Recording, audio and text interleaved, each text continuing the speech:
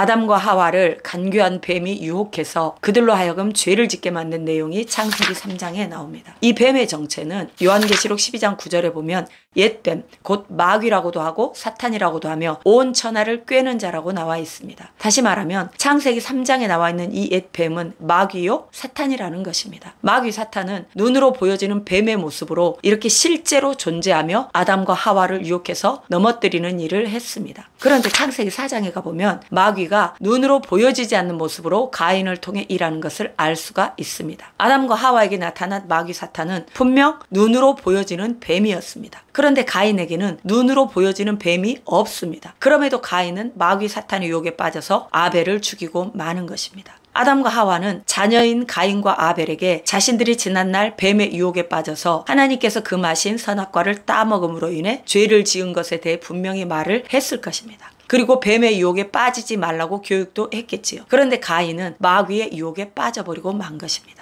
어쩌면 눈으로 보여지는 뱀의 모습으로 나타났다면 가인은 아벨을 죽이지 않았을지도 모릅니다. 그런데 마귀는 가인이 생각하고 있던 그 모습으로 나타나지 않았습니다. 부모로부터 교육받은 그 모습으로 나타나지 않았습니다. 눈으로 보여지는 모습이 없이 단지 가인 자신의 생각 속에서 시기가 올라왔고 미움이 올라왔고 분노가 올라왔을 뿐입니다. 요한복음 13장 2절에 보면 마귀가 벌써 시몬의 아들 가룟 유다의 마음에 예수를 팔려는 생각을 넣었더라고 나와 있습니다. 바로 이것입니다. 마귀 사탄은 이제 더 이상 우리 눈으로 보여지는 뱀과 같은 모습으로 나타나지 않습니다. 다만 우리의 생각 속에 죄를 짓도록 미움을 넣어주고 시기를 넣어주고 용서하지 못하는 마음을 넣어주는 것입니다. 비판하고 판단하고 정죄하는 마음을 넣어주는 것입니다. 마귀는 우리 마음 안에서 이처럼 보이지 않게 일을 하는 거예요. 마귀가 우리 눈에 보이지 않기 때문에 마귀가 존재하지 않는 것이 아닙니다. 마귀가 우리 눈에 보이지 않기 때문에 이 마귀는 더 쉽게 우리를 유혹해서 넘어뜨릴 수 있는 것입니다.